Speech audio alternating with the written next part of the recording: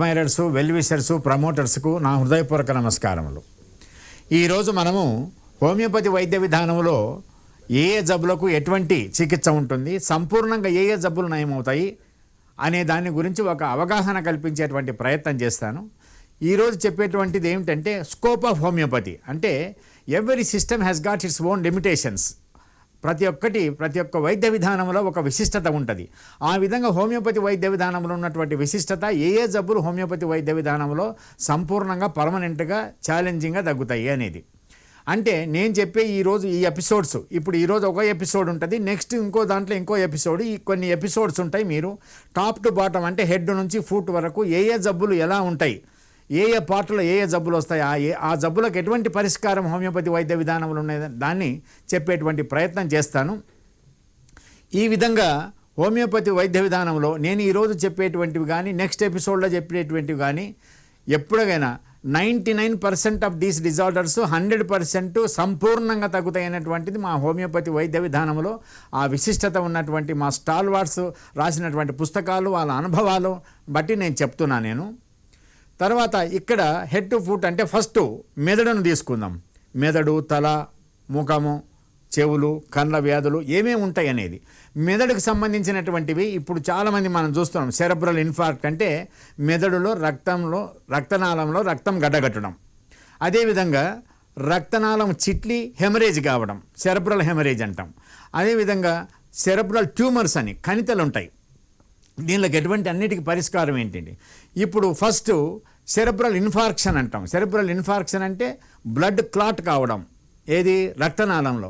ఎప్పుడైతే బ్రెయిన్కి సప్లై చేసే రక్తనాళాలలో బ్లడ్ క్లాట్ అయిందనుకోండి, బీపీ వల్ల అనుకోండి, షుగర్ వల్ల అనుకోండి, లేకపోతే కొలెస్ట్రాల్ వల్ల కానీ, కారణం ఏదైనా కానీ కూడా అటువంటివి ఏమిటంటే ఏ పార్ట్ అయితే ఈ బ్లడ్ వెసల్తో సప్లై అవుతుంటుందో ఆ సెల్స్ అన్ని డ్యామేజ్ అవుతాయి. డ్యామేజ్ అవ్వడం అంటే ఫంక్షన్ చేయవు, యాక్టివేట్ కావు. మళ్ళీ దానికి ఈ బ్లడ్ క్లాట్ డిజాల్వ్ అయింది అనుకోండి, మళ్ళీ యాక్టివేట్ అవుతుంది. అందుకే ఎప్పుడే కానీ సెరెబ్రల్ ఇన్ఫార్క్ట్ కానీ, సెరెబ్రల్ హెమరేజ్ కానీ, సెరెబ్రల్ స్ట్రోక్ కానీ బ్రెయిన్కి సంబంధించినవి వస్తే 6 అవర్స్ లోపల, హార్ట్ది కానీ బ్రెయిన్ది కానీ 6 అవర్స్ లోపల పోతే అద్భుతమైనటువంటి ట్రీట్మెంట్ ఉంది ఏ వైద్య విధానంలో. కానీ ఎప్పుడే కానీ ఇటువంటి ఎమర్జెన్సీ కేసెస్ మీరు ఇమీడియట్గా అలోపతిక్ వైద్య విధానంలో ఎక్స్పర్ట్స్ దగ్గరికి వెళ్ళాలి. అంటే నేనెందుకు చెప్తున్నానండి, ఒకవేళ మీరు ఎల్లక ఆలస్యమయ్యి ఇటువంటి సెరెబ్రల్ ఇన్ఫార్క్స్ కానీ, సెరెబ్రల్ హెమరేజ్ కానీ కంప్లీట్గా రికవర్ కాలేదు, స్టిల్ పేషెంట్ కోమా స్టేజ్లో ఉన్నాడు, తర్వాత అది కంప్లీట్గా రెసిడ్యువల్ హెమరేజ్గా ఉండి రెసిడ్యువల్ ఈ విధంగా ఇన్ఫార్క్షన్ ఉండి రెసిడ్యువల్ పెరాలిసిస్ అంటారు. రైట్ సైడ్ రావచ్చు, లెఫ్ట్ సైడ్ రావచ్చు. ఈ రైట్ సైడ్ హెమిప్లీజియా మాట పోతుంది. ఏది? రైట్ హ్యాండెడ్ పీపుల్లో. లెఫ్ట్ హ్యాండెడ్ పీపుల్లో డిఫరెంట్. కనుక ఈ విధంగా ఎటువంటి ట్రీట్మెంట్ ఉంది అంటే మా దాంట్లో రెసిడ్యువల్ హెమరేజ్ వాళ్ళు కూడా, రెసిడ్యువల్ సెరెబ్రల్ ఇన్ఫార్క్స్ వాళ్ళు కూడా, రెసిడ్యువల్ హెమిప్లీజియా వచ్చిన వాళ్ళకు కూడా ఒకసారి ఏంటంటే సెల్స్ అవి దానికి బ్లడ్ సప్లై లేదనుకోండి ఎండిపోతాయి. దానికి అది పంపించాల్సినటువంటి వార్తలు, ఏ వార్తలు పంపించి ఏ పార్టును అది కదలికలు తేవాలనో అది ఉండదు. అటువంటిది మళ్ళీ మా మెడిసిన్ వేసిన తర్వాత కొంతమంది ఈ పెరాలిసిస్ వచ్చింది సార్, 6 నెలలు అయింది, 2 ఏళ్ళు అయింది, 3 ఏళ్ళు అయింది, మంచంలోనే ఉన్నాడు, మాటలు లేవు, తర్వాత చాలా కష్టమని. అటువంటి దానిలకు మళ్ళీ మా మెడిసిన్ ఇచ్చిన తర్వాత ఆ క్లాట్ డిజాల్వ్ అయ్యి, పాత క్లాట్ డిజాల్వ్ అయ్యి స్లోగా బ్లడ్ సప్లై ఇంప్రూవ్ అయ్యి మళ్ళీ సెల్స్ రియాక్టివేట్ అయ్యి మళ్ళీ వస్తాయి. అటువంటి విశిష్టత మా దాంట్లో ఉంది. అటువంటి చాలామంది కేసెస్ ఉన్నాయి. తర్వాత ఈ విధంగా నెక్స్ట్ సపోజ్ మీకు వసతులు లేవు లేదా హాస్పిటల్కి వెళ్ళలేదు, అప్పుడు అందుబాటులో మీకు దగ్గరలో ఉన్నటువంటి హోమియోపతి డాక్టర్ గారు ఎక్స్పర్ట్స్, ఎక్స్పీరియన్స్డ్, ఇన్స్టిట్యూషనల్లీ క్వాలిఫైడ్ ఉన్నారనుకోండి, వాళ్ళ దగ్గరికి వెళ్ళినా వాళ్ళు ఇమ్మీడియట్గా కూడా దాన్ని చేయగలుగుతారు. ఎందుకంటే అద్భుతమైనటువంటి మెడిసిన్ ఉంది. ఈ విధంగా ఒక కేసు మహబూబ్ బి అని ఉంటారు ఇక్కడ హైదరాబాదులో. వాళ్ళ హస్బెండ్కు నా దగ్గర ఎప్పటి నుంచో ట్రీట్మెంట్ ఉన్నారు. వాళ్ళకు ఒక నమ్మకం సార్ దగ్గర ఇవన్నీ జరుగుతాయని, నయమవుతాయని. ఒకరోజు అతనికి పెరాలిసిస్ వచ్చింది. వస్తే డైరెక్ట్గా నా దగ్గరికే వచ్చారు. నేనన్నా అట్లా కాదమ్మా, మీరు ముందు హాస్పిటల్కి వెళ్ళండి, అక్కడ కావాల్సినటువంటి చేస్తారు, అది రికవర్ కాకపోతే చూద్దాం. లేదు సార్ అని. అయినా సర్లే సార్ మేము వెళ్తామన్నారు. వాళ్ళు వెళ్ళలేదు. మా మెడిసిన్ ఇచ్చిన తర్వాత రెండో రోజు వెళ్ళి తర్వాత మొట్టమొదటి స్కానింగ్ తీశారు, అది సెరెబ్రల్ క్లాట్ ఉందని, సెరెబ్రల్ హెమరేజ్ ఉందని. తర్వాత హాస్పిటల్కి వెళ్ళి వచ్చిన తర్వాత వాళ్ళది ఏమైందంటే మళ్ళీ మొత్తం డిసప్పియర్ అయిపోయింది, బ్రహ్మాండంగా రికవర్ అయినారు. అటువంటి కేసులు చాలా ఉన్నాయి. తర్వాత ఎవరే కానీ ఇది మెదడుకు దెబ్బ తగిలి కానీ మామూలుగా ట్యూమర్స్ వచ్చి కానీ లేకపోతే హెమరేజ్ వచ్చి కానీ కోమాలు ఉన్న వాళ్ళు కూడా అది రికవర్ కాదంటే మళ్ళీ రికవర్ అవుతారు వాళ్ళు. మా దగ్గర ఎన్నో కేసులు హెడ్ ఇంజరీ కేసులు కానీ సెరెబ్రల్ హెమరేజ్ కేసెస్ కానీ కోమాలు ఉన్నాయి, తర్వాత రికవర్ కాలేదంటే మా దగ్గరికి వచ్చిన తర్వాత మెడిసిన్ ఇచ్చినాక బ్రహ్మాండంగా నయమైనటువంటి. ఇక్కడ మాస్టర్జీ అంటారు ఎక్కిరాల భరద్వాజ గారు, ఆ అమ్మ అలివేలి మంగమ్మ గారి వాళ్ళ వియ్యంకుడు ఒక ఆయనను ఈ విధంగా హాస్పిటల్ ఉంటే కోమాలో ఉన్నాడు, తర్వాత అన్ని మాటలు లేవు అంటే నా దగ్గరికి పంపిస్తే నేను కేసు చూడలేదు కానీ సిమ్టమ్స్ని బట్టి రిపోర్ట్స్ని బట్టి ఇచ్చాను, తర్వాత బ్రహ్మాండంగా రికవర్ అయ్యారు. అంటే నేను ఎందుకు చెప్తున్నా ఇవేనంటే అటువంటిది ఎవరే కానీ మీ దగ్గరలో ఉన్నటువంటి హోమియోపతి డాక్టర్ని సంప్రదించినట్టయితే ఇవి వస్తాయి. ఈ రెసిడ్యువల్ హెమిప్లీజియా ఒకసారి సెల్స్ డ్యామేజ్ అయితే మళ్ళీ రావనేటువంటి అభిప్రాయం చాలా ఉంటుంది. అదేం కాదు, మళ్ళీ వచ్చేస్తుంది అది. మా దాంతోని ఇప్పుడు మాటలు వచ్చినాయి అనుకోండి, ఆదోనిలో శివరామరెడ్డి గారు 2 నెలల క్రితం మా దగ్గరికి వచ్చారు. తర్వాత 2 నెలలు అయిన తర్వాత ట్రీట్మెంట్ అయిన తర్వాత ఆయనకు మాట వచ్చేది కాదు, మాట వచ్చింది, చెయ్యి కదలికలు వచ్చినాయి, తర్వాత పెరాలసిస్ అంతా మా మూమెంట్ బాగా వచ్చింది, 70-80% రికవర్. అంటే మళ్ళీ బ్లడ్ సప్లై వచ్చింది, దానికి సెల్స్ యాక్టివేట్ అయినాయి, మళ్ళీ ఫంక్షన్ చేసింది. ఆ విధంగా సెరెబ్రల్ ఇన్ఫార్క్షన్ కానీ సెరెబ్రల్ హెమరేజ్ కానీ హెడ్ ఇంజరీ వల్ల కానీ ఇవి. తర్వాత సెరెబ్రల్ ట్యూమర్స్ ట్యూమర్స్ అంటే ప్రైమరీ ట్యూమర్ కావచ్చు, సెకండరీస్ కావచ్చు, అవి ఎప్పుడే కానీ సర్జికల్గా మీరు సర్జికల్ స్టేజ్ ఉంటే సర్జికల్గా వెళ్ళండి, వాళ్ళకి రేడియం థెరపీ కానీ కీమోథెరపీ కానీ చేయించుకుంటే చేయించుకోండి. తర్వాత మళ్ళీ గ్రోత్ రాకుండా మళ్ళీ ఆ సెల్స్ మల్టిప్లై కాకుండా హోమియోపతి వైద్య విధానంలో మంచి ట్రీట్మెంట్ ఉంది దానికి. తర్వాత నెక్స్ట్ ఇడియోపతిక్ ఎపిలెప్సీ అంటారు, మూర్ఛ అంటారు, చూడు ఫిట్స్ వస్తుంటాయి. ఆ ఫిట్స్ చాలామంది చెప్తుంటారు, సార్ మేము ఎన్నో మందులు వాడాం, ఫ్రీజియం అని, సోడియం వాల్పరేట్ అని, తర్వాత ఇవన్నీ వాడుతూనే ఉన్నాం, గార్డినాల్ వాడుతూనే ఉన్నాం, తర్వాత మత్తుగా ఉంటుంది, తర్వాత తగ్గుతలేదు, 3 ఏళ్ళ వరకు వాడమన్నారు, 3 ఏళ్ళలో ఒకసారి అటాక్ వచ్చిందంటే మళ్ళీ 3 ఏళ్ళు వాడమన్నారు, మళ్ళీ అటాక్ వస్తే మళ్ళీ 3 ఏళ్ళు, ఇట్లా కంటిన్యూస్గా వాడుతూనే. అటువంటి కేసులు మా దగ్గర వచ్చిన తర్వాత మీకు 1 సంవత్సరంగా అటు ఇది వాడుతూ అటాక్ రాదనుకోండి, ఇంకా ఆ మెడిసిన్స్ స్టాప్ చేయొచ్చు. కానీ ఎట్టి పరిస్థితుల్లో ఆ మెడిసిన్స్ స్టాప్ చేయొద్దు, ఇమీడియట్గా బాగా గుర్తుపెట్టుకోండి. అదేవిధంగా పార్కిన్సన్ డిసీజ్ అంటాం, చేతులు వణుకుతుంటాయి కొంతమంది కొంత ఏజ్ వచ్చిన తర్వాత. డోపమిన్ అనేటువంటిది ఒక ఎండార్ఫిన్ ఉంటుంది, అది ఎప్పుడైతే తగ్గుతుందో వాళ్ళకి ఇట్లా స్టార్ట్ అవుతుంది, ఇట్లా పట్టుకుంటే ఇట్లా ఉంటారు, తర్వాత వాళ్ళు మాట్లాడలేరు, నడవలేరు, ఇట్లా చిన్న చిన్న అడుగులు వేస్తూ వెనక్కు కానీ తోస్తే వెనక్కి పడిపోతారు, తర్వాత వాళ్ళు లేయలేరు, ఒక పర్టికులర్ స్టేజ్లో వాళ్ళు మాట్లాడలేరు, మాట రాదు, సొల్లు గారుతుంటుంది, విపరీతమైన. అటువంటి కేసులు కూడా అడ్వాన్స్గా వస్తున్నారు చాలామంది, కానీ ఎర్లీ స్టేజ్లో వస్తే బ్రహ్మాండంగా ఉంటుంది. అడ్వాన్స్ కేసులు కూడా మా దగ్గర అది మేము ఇది సిమ్డోపా వాడాం, ప్యాసిటైన్ వాడామని చెప్తుంటారు. ఏది వాడినా పార్కిన్సన్ డిసీజ్ కూడా మా దగ్గర హోమియోపతిలో దీనికి ట్రీట్మెంట్ ఉంది. నెక్స్ట్ ఈ సెరెబ్రల్ ఎట్రోఫీ అంటారు, కొంతమందికి మెమరీ పోతుంది, పాతవి బాగా గుర్తుంటాయి, కొత్తవి గుర్తుండవు, ఆల్జీమర్స్ డిసీజ్ మాదిరిగా. అటువంటి కేసెస్ కూడా మీరు హోమియోపతి వైద్య విధానాన్ని ఆశ్రయించుకోవచ్చు, అంటే రావచ్చు, ట్రీట్మెంట్ తీసుకోవచ్చు. తర్వాత మైగ్రేన్ హెడేక్ అని, మైగ్రేన్ హెడేక్ ఎటువంటి అద్భుతమైనటువంటి ట్రీట్మెంట్ ఉంది. ఇలా మెడిసిన్ వేసిన తర్వాత కొన్ని రోజులకి ఇట్లా తీసేసినట్టు పోతుంది మైగ్రేన్తో ఎంతమంది బాధపడుతున్నారు. మైగ్రేన్ మామూలుగా మెడిసిన్ లేదని చాలామంది చెప్తుంటారు, సరే మేము మైగ్రేన్ వేసుకున్నాం, వాసోగ్రెయిన్ వేసుకున్నాం, దాంతో వీక్నెస్ వస్తుంది, చాలా బాధపడుతున్నాం అంటున్నారు. ఈ మైగ్రేన్ హెడేక్ అనేది ఎండకెళ్ళినా, ప్రయాణం చేసినా, ఫంక్షన్స్కి వెళ్ళినా, టీవీ చూసినా, నిద్ర లేకపోయినా, షాపింగ్కి వెళ్ళినా, నచ్చని వాళ్ళ ఇంటికి వచ్చినా, వాళ్ళ మొగం చూసినా, వాళ్ళ టాపిక్ ఎత్తినా, వాళ్ళ ఇంటికి బలవంతంగా పోవాలన్నా, ఇటువంటి వాళ్ళకు విపరీతమైనటువంటి తలనొప్పి వచ్చి వాళ్ళు ఇంకా మామూలుగా ఎవరు మాట్లాడకూడదు, లైట్ రాకూడదు, సౌండ్ రాకూడదు, కోపం వస్తుంది, వామిటింగ్ సెన్సేషను, వామిటింగ్ చేసుకుంటారు, గోడకు తల కొట్టుకుంటారు, తర్వాత ఇది శత్రువుకు కూడా రాకూడదు అనుకుంటారు, ఆత్మహత్య చేసుకుంటే బాగుంటుంది అటువంటి వాళ్ళకు ఒక అద్భుతమైనటువంటి ఇది హోమియోపతి వైద్య విధానంలో ఉంది. అదేవిధంగా ట్రైజిమినల్ న్యూరాలజీ అని ఉంటుంది, కొంతమందికి విపరీతమైనటువంటి పెయిన్, రైట్ సైడ్ రావచ్చు, లెఫ్ట్ సైడ్ రావచ్చు, 5th క్రేనియల్ నర్వ్, దానికి కాజ్ తెలియదు. వాళ్ళు ఏదో సార్ మేము ఆల్కహాల్ ఇంజెక్ట్ చేశారు, 4 నెలలు ట్రీట్మెంట్ 4 నెలలు బాగుంది, తర్వాత మళ్ళీ విపరీతంగా వచ్చింది అంటారు. మేము టెగ్రటాలు, జెప్టాలు, మెజిటాలు ఇవన్నీ వేస్తున్నాం సార్, వేస్తుంటే మొత్తం అయినా కానీ కూడా మాకు అటాక్ వస్తుంది అంటారు. దానికి ట్రీట్మెంటే లేదనుకుంటారు, చాలా అవస్థపడుతుంటారు వాళ్ళు. ఈ విధంగా ముట్టుకుంటే ఎంత పెయిన్ ఉంటుందంటే అసలు మీరు ఇమాజిన్ చేయలేరు. వాళ్ళు నోరు తెరవలేరు, నవ్వలేరు, చల్ల గాలి తగిలితే వచ్చేస్తుంది, ఇట్లా పట్టుకొని అసలు నలిపి పడేస్తుంటారు. ఈ అవస్థ ఎందుకు ఆత్మహత్య చేసుకుంటే బాగుంటుంది, ఎందుకంటే ఎక్కడికి పోయిన ట్రీట్మెంట్ లేదంటున్నారు, వస్తూనే ఉన్నది. అటువంటి దానికి అద్భుతంగా బ్రహ్మాండంగా హోమియోపతి వైద్య విధానంలో ఉంది. తర్వాత ఫేషియల్ పెరాలసిస్ అని వస్తుంది చాలామందికి, ఒక పక్క మూతి వంకరబోతుంది. అది బ్రెయిన్లో ఉండే అప్పర్ మోటార్ న్యూరాన్ కావచ్చు, లోయర్ మోటార్ న్యూరాన్ కావచ్చు. అంటే ఈ ఫేషియల్ నర్వ్ బ్రాంచెస్ ఎక్కడైనా డ్యామేజ్ కావచ్చు. మెయిన్గా ఏంటంటే చెవులో ఎప్పుడైనా చల్ల గాలి పోతుంది. మనం బస్సులో ప్రయాణం చేస్తుంటాం, కొంతమంది మిర్రర్ తీసింటారు, మనం అట్లే కూర్చుంటాం, అది టోప్ పెట్టుకోరు, శాల్వా కట్టుకోరు అనుకోండి. చల్ల గాలి పోయినప్పుడు అక్కడ ఫేషియల్ నర్వ్, ఫేషియల్ శీతలు ఇక్కడ నొక్కబడి పెరాలసిస్ వస్తుంది. వాళ్ళు ఇట్లా ఊదలేరు, తర్వాత నీళ్లు తాగుతుంటే ఒక పక్క పడిపోతాయి, తర్వాత కన్ను ఒక పక్క మూతపడదు రెప్ప, తర్వాత ఇట్లా అంటే ఆ ఫోల్డ్స్ ఒక పక్క ఉండవు, తర్వాత వాళ్ళకు మూతి వంకర పోతుంది, నాలుక ఇట్లా అవుతుంది. కనుక ఇటువంటి వాళ్ళకి ఏంటంటే 6 అవర్స్ లోపల మీరు ఏ డాక్టర్ దగ్గరికి వెళ్ళినా వెంటనే బాగా నయమవుతుంది. కానీ 6 అవర్స్ వెంటనే వెళ్ళాము సార్, అయినా కానీ కూడా మాకు స్టీరాయిడ్స్ ఇచ్చారు, తర్వాత ఏమేమో ఇచ్చారు, అయినా కానీ కూడా రాలేదు సార్, ఇంకా మాకు 30-40% ఉండిపోయింది అంటున్నారు. అటువంటి వాళ్ళు ఫస్ట్ అటాక్ వచ్చినప్పుడే మా దగ్గరికి వస్తే బ్రహ్మాండంగా తగ్గుతుంది. తర్వాత ఒకవేళ ఇంకా రెసిడ్యువల్గా ఉండిపోయింది అని అంటే అటువంటి వాళ్ళకు కూడా హోమియోపతి వైద్య విధానంలో ఉంది. కనుక ఎప్పుడే కానీ చల్లగాలిలో ప్రయాణం చేసేటప్పుడు మీరు చాలా జాగ్రత్తగా ఉండాలి. కనుక ఈ విధంగా బ్రెయిన్కి సంబంధించినటువంటి డిజార్డర్స్లో హోమియోపతిలో అద్భుతంగా ఉంది.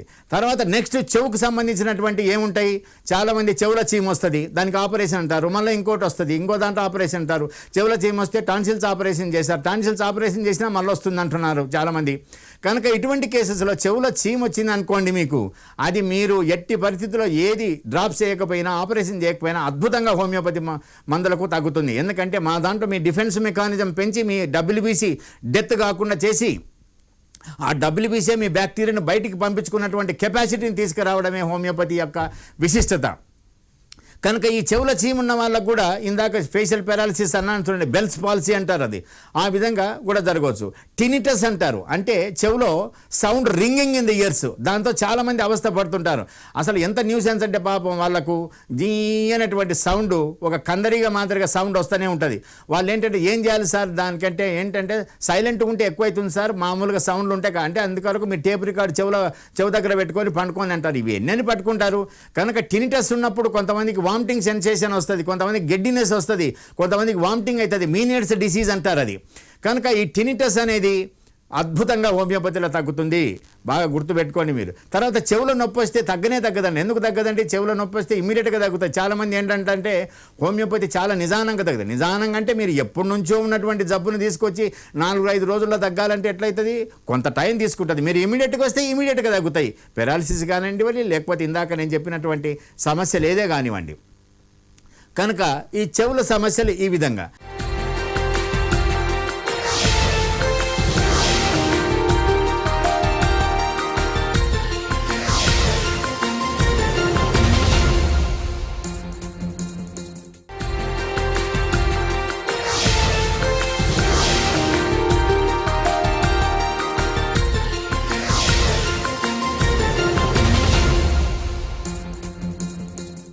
నెక్స్ట్ థ్రోట్ తీసుకోండి. థ్రోట్ తీసుకుంటే హోర్స్నెస్ ఆఫ్ వాయిస్ అంటారు, చాలామంది బాధపడుతున్నారు, వోకల్ కార్డ్స్ ఎఫెక్ట్ అయినాయని.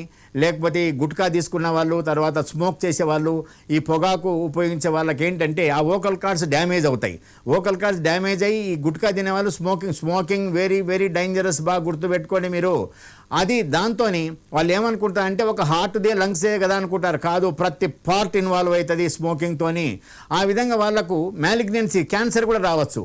కొంతమందికి అంటే గొంతు బొంగురు పోయిన వాళ్ళందరికీ క్యాన్సర్ అని కాదు, మానని దగ్గు చాలా రోజులు ఉండి ఏ మెడిసిన్ వేసినా, యాంటీ ఎలర్జిక్ వేసినా, యాంటీబయాటిక్ వేసినా, ఏ మెడిసిన్ వేసినా తగ్గలేదనుకోండి, అటువంటప్పుడు మీరు ఇమీడియట్గా దాన్ని ఇన్వెస్టిగేట్ చేసి దాన్ని ఒక రకమైనటువంటి ట్రీట్మెంట్ ఇప్పించుకోవాలి. Hoarseness of voice, professional hoarseness of voice అంటారు వోకల్ కార్డ్స్.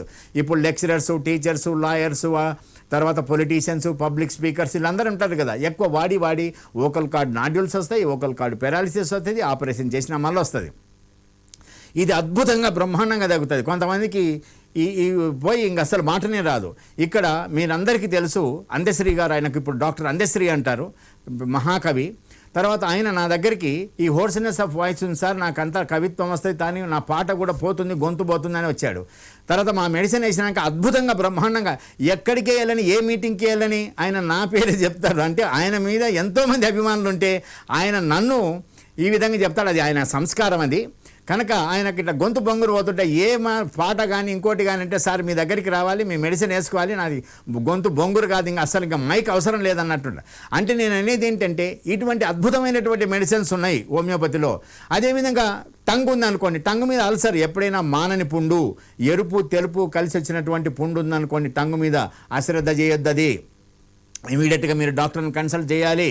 తర్వాత ఎందుకంటే టొబాకో చూవర్స్ కానీ లేకపోతే మామూలుగా వీళ్ళు గుట్కా ఈటర్స్ కానీ ఉంటారు కదా, వాళ్ళకు లేదా మామూలుగా ఏదన్నా కారణం కావచ్చు కనుక అటువంటి వాళ్ళు నెగ్లెక్ట్. కొంతమందికి అల్సర్స్ వస్తుంటాయి, మల్టిపుల్ అల్సర్స్ నాలుక మీద, డిస్పెప్టిక్ అల్సర్స్ అని, యాప్తస్ అల్సర్స్ అని అంటుంటారు.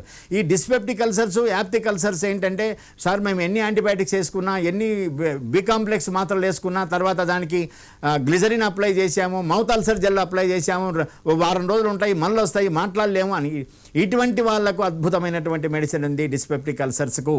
తర్వాత నాలుక మీద మ్యాప్డ్ కోటింగ్ ఉంటుంది కొంతమందికి, ఆ కోటింగ్తో ఏమవుతుందంటే ఫంగస్ ఇన్ఫెక్షన్, అది ఆ ఫంగస్ ఎక్కడో శరీరంలో సంకల్లో కానీ గజ్జల్లో కానీ ఎక్కడైనా కానీ ఉందనుకోండి, అదే ఫంగస్ టంగు మీద కోటై తర్వాత వాళ్ళకు కారం తగలనియక చాలా అవస్థ పడుతుంటారు. తర్వాత ఈ థ్రోట్ మామూలుగా కొంతమంది చీక్స్లో ఇవి ఉంటుంది, ఏది లైకెన్ ప్లానస్ అంటారు దాన్ని. ఈ లైకెన్ ప్లానస్ అనేది చాలా అసలు వాళ్ళ కారం తగలనియదు, ఏమి వేడి తగలనియదు. ఎట్లయితే ఈ గుట్కా ఈటర్స్ ఉంటారో వాళ్ళు నోరు తెరవలేరు పాపం, తర్వాత ఇట్లా తెరవాల్సి అని ఇట్లా పెట్టుకోవాల్సి వస్తుంది. వాళ్ళు సబ్మ్యూకస్ ఫైబ్రోసిస్ అని లోపల ల్యూకోప్లేకే మాదిరిగా తయారైంటుంది.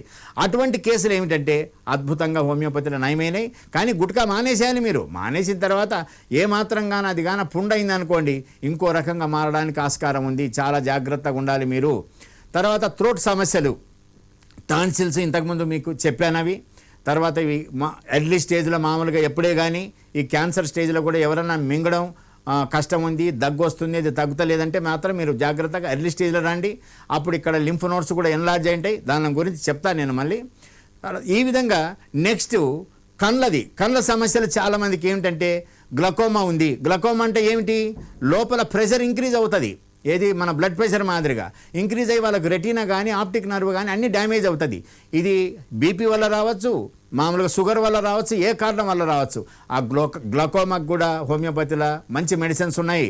తర్వాత ఇంట్రా ఆక్యులర్ హెమరేజ్ అంటారు, అంటే బీపీ వల్ల కానీ లేకపోతే ఎక్కువ దగ్గినప్పుడు కానీ ఎక్కువ అరిచినప్పుడు కానీ ఏమైతే అంటే కొన్ని బ్లడ్ వెసల్స్ రప్చర్ అయ్యి అవి ఫ్లోట్ అవుతుంటాయి, ఇట్లా ఏది దోమల మాదిరిగా వస్తుంటాయి కళ్ళ ముందు. తర్వాత రన్ చూపు తగ్గిపోతుంది, అది ఇంట్రా ఆక్యులర్ హెమరేజ్ అంటారు. అది ఈల్స్ డిసీజ్ అనేవాళ్ళు ఇంతకుముందు. దాన్ని కూడా బ్రహ్మాండంగా హోమియోపతిలో డిజాల్వ్ అవుతాయి. ఏ బ్లడ్ క్లాట్ కానీ, ఏ హెమరేజిక్ క్లాట్ కానీ, ఏ ఐకి దెబ్బ తగిలినా బ్లాక్ ఐ అంటాను చూడండి, అటువంటిది కానీ ఆ దెబ్బ తగిలి లోపల ఇదంతా రక్తము, అది సబ్ కంజంక్టివల్ హెమరేజ్ అంటాను చూడండి, అటువంటివి కూడా మీరు ఏమి చేయాల్సిన అవసరం లేదు. కొద్ది రోజులు హోమియోపతి వాడండి, అది అబ్జార్బ్ అయిపోతుంది, క్లాట్ అబ్జార్బ్ అయిపోతుంది. తర్వాత రెటీనా చాలామందికి డ్యామేజ్ అవుతుంది, డయాబెటిక్ రెటినోపతి అంటారు చూడండి. తర్వాత రెటీనా ఏ విధంగా డ్యామేజ్ అవుతుందంటే దానికి బ్లడ్ సప్లై తక్కువ అవుతుంది, అక్కడ ఉన్నటువంటి ఇవి రిసీవ్ చేసుకోలేకున్నాయి. ఈ షుగర్ వ్యాధులు ఏమవుతుందంటే సముద్రంలో నీళ్లు ఉన్నట్టు, నీళ్లు మనకు తాగడానికి ఎట్లయితే ఉపయోగపడవో వర్షం పడితే తప్ప, ఆ విధంగా షుగర్ వాళ్ళకి ఏంటంటే ఆ షుగరు వాళ్ళ సెల్స్ యూటిలైజ్ చేసుకోలేకపోతే సెల్స్ డీజనరేట్ అవుతాయి, మళ్ళీ మా దాంతో మళ్ళీ అవి రీయాక్టివేట్ అవుతాయి. అటువంటి డయాబెటిక్ రెటినోపతి వాళ్ళకు ఒక వరప్రసాదం అనుకోండి. సార్ చాలామంది చెప్తుంటారు నాకు, సార్ మేము లేజర్ తీయించుకున్నాము, తర్వాత ఈ విధంగా చేయించుకున్నాము, తర్వాత మాకు తగ్గలేదంటారు. ఆ విధంగా కూడా డయాబెటిక్ రెటినోపతి. కానీ రెటినైటిస్ పిగ్మెంటోసా అని ఇంకోటి ఉంది. ఈ రెటినైటిస్ పిగ్మెంటోసా వాళ్ళు ఏమిటంటే అది కంజెంటల్ డిజార్డరు, వంశపారంపర్యంగా హెరిడిటరీగా కూడా వస్తుంది.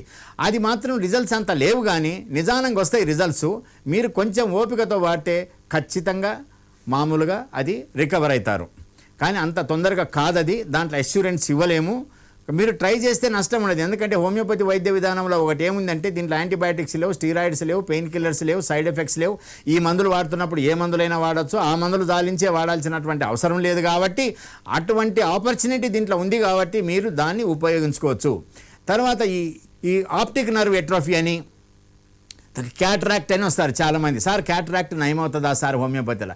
క్యాట్రాక్ట్ ముదిరిన తర్వాత ఆపరేషన్ చేయించుకోండి, కొన్ని కేసులు ఏంటంటే ముదరకు ముందు నా దగ్గరికి వచ్చిన వాళ్ళకు చాలామందికి ప్రిమెచ్యూర్ క్యాటరాక్ట్ అంటాం. కానీ కొంతమంది ఏంటంటే మెచ్యూర్ క్యాటరాక్ట్ అయిన వాళ్ళు కూడా సార్ మెచ్యూర్ క్యాటరాక్ట్ అయింది మీరు చేయండి, మాకు స్తోమత లేదు, లేకపోతే మాకు షుగర్ ఉంది, షుగర్ కంట్రోల్లో లేదు, మాకు ఆపరేషన్కి ఇప్పుడు అన్ఫిట్ అన్నారు, ఎంత తీసుకున్నా షుగర్ కంట్రోల్ అయితే లేదు అంటే అటువంటివి బలవంతం చేస్తే ఇచ్చాను, దానిలో కూడా రిజల్ట్స్ ఉన్నాయి. అంటే దట్ డజంట్ మీన్ ప్రతి ఒక్క కేసుకు ఉంటుందని కాదు నేను చెప్పడం. ప్రిమెచ్యూర్ క్యాటరాక్ట్ మాత్రం అద్భుతమైనటువంటి మెడిసిన్స్ ఉంది. తర్వాత ఐలిడ్స్ ఉంటాయి.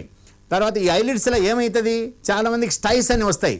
ఆ స్టైస్ ఎర్లీ స్టేజ్లో మా దగ్గరికి వస్తే బ్రహ్మాండంగా నయమైతే చీమ్ పట్టిన తర్వాత అది బర్స్ట్ అయ్యేటువంటి స్టేజ్లో అది వస్తే ఎర్రగా ఉన్నటువంటి స్టేజ్లో వస్తుంది. కానీ కొంతమంది కంప్లీట్గా వేరే మెడిసిన్ చేసుకొని అది కాయ కాసినట్టయితే చెలేజియా అంటారు, అటువంటిది కొంచెం ఆలస్యం అవుతుంది కానీ తగ్గుతుంది.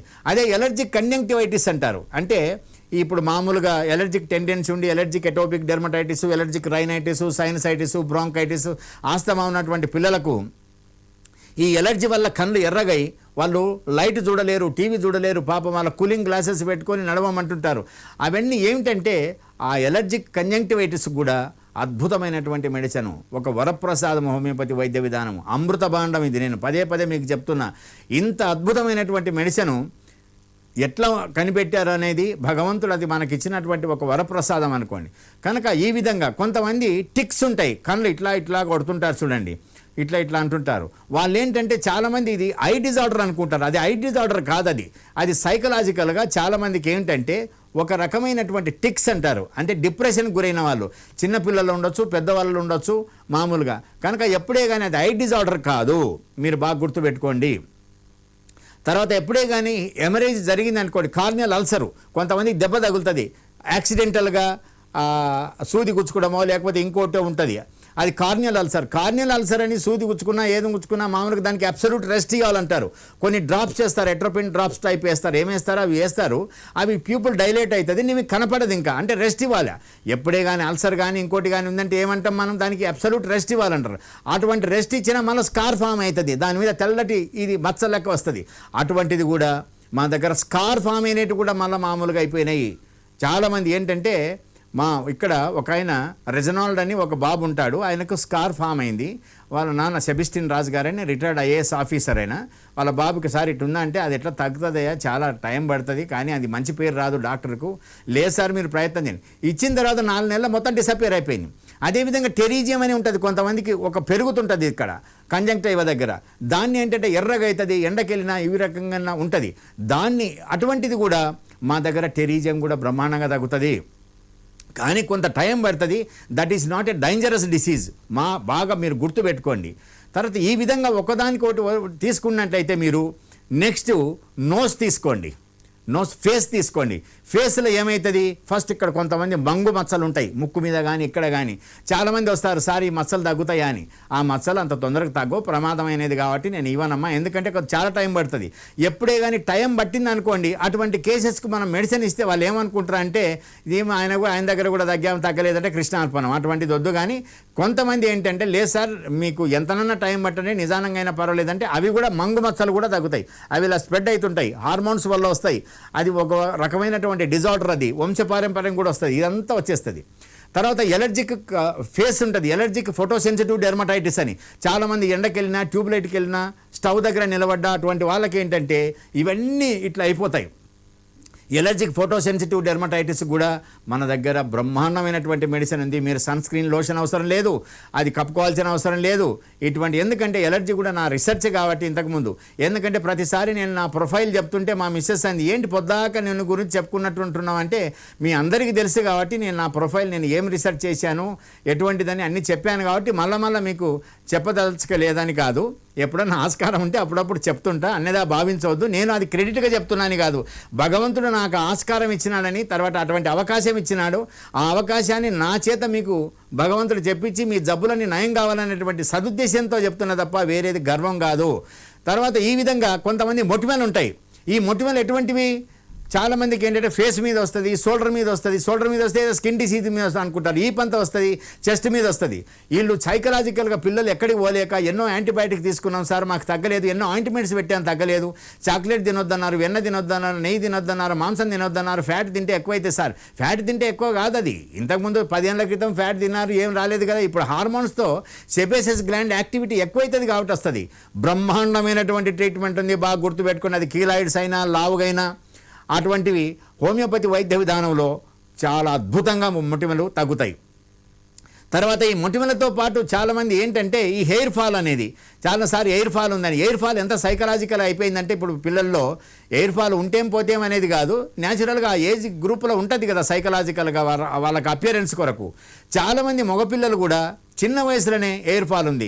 మగపిల్లలకు మాత్రం హెయిర్ ఫాల్ ఇమీడియట్గా అరెస్ట్ అవుతుంది, రీగ్రోత్ మాత్రం కొంత టైం పడుతుంది. మీరు కానీ ఇచ్చినారంటే టైము బ్రహ్మాండంగా హోమియోపతి డాక్టర్ గారు మీకు నయం చేయగలుగుతాడు.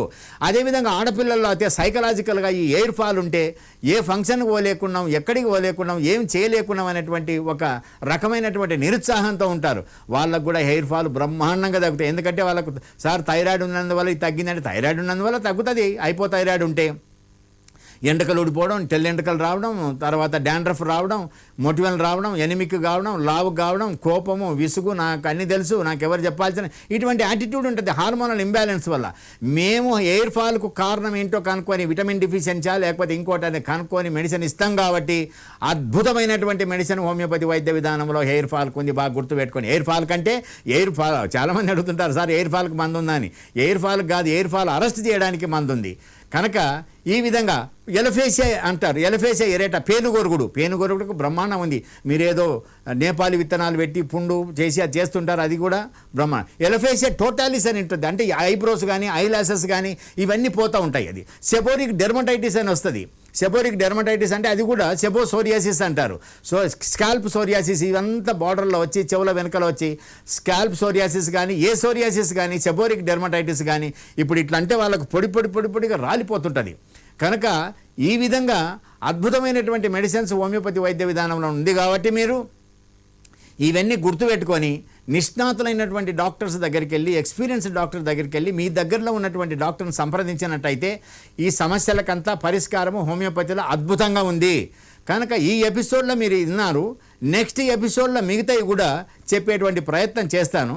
కనుక ఈ విధంగా ఫేస్లో కానీ, చెవుల సమస్యలు కానీ, నెక్స్ట్ ఏంటంటే థ్రోట్ సమస్యలు కానీ, టంగ్ సమస్యలు కానీ చెప్పాను. ఇవి ఈ విధంగా చెప్పినటువన్నీ అద్భుతంగా హోమియోపతి వైద్య విధానంలో తగ్గుతుంది. కాబట్టి మీరు ఈ ఆపర్చునిటీని ఉపయోగించుకొని నేను ఎందుకు చెప్తున్నానంటే మీరందరూ ఈ విధంగా సైకలాజికల్గా దీనికి ట్రీట్మెంటే లేదు అని రాజీపడి చాలామంది దాంతోనే అడ్జస్ట్ అయి ఉంటున్నారు. కాబట్టి లేదు, బ్రహ్మాండంగా హోమియోపతి వైద్య విధానంలో ఉంది అని దీనికి మీకు చెప్పడానికి. ఇంతకుముందు బ్రెయిన్లో ఒకటి చెప్పాను చూడండి, సెరెబ్రల్ ఎట్రోఫీ అని. చాలామంది హైలీ ఇంటెలిజెన్స్ వాళ్ళకి ఇది వస్తుంది. ఎందుకంటే ఇంకా బ్రెయిన్ సెల్ ఇంకా మిగతాది అది ఇన్కార్పొరేట్ చేయదు. లేటెస్ట్వి ఇప్పుడు తిన్నావా అన్నామంటే ఎవరు పెట్టారు, నాకు ఈ పొద్దున ఏం తిన్నామంటే నాకు గుర్తు లేదు, ఇటువంటివన్నీ చెప్తుంటారు. అంటే ఈ విధంగా మొత్తం డిసీజెస్ కానీ హోమియోపతిలో అద్భుతంగా ఉంది. కాబట్టి మీరు ఈ ఎపిసోడ్ తర్వాత నెక్స్ట్ ఎపిసోడ్లో మిగతాయి ఉన్నాయి, అవి కూడా మీకు తెలియపరిచేటువంటి ప్రయత్నం చేస్తా. కాబట్టి మీరందరూ దీన్ని ఉపయోగించుకొని భగవంతుని దయ వల్ల మీరు హోమియోపతి వైద్య విధానం, హోమియోపతి మందులతో బాగా నయం కావాలని దేవుని ప్రార్థిస్తూ నమస్తే.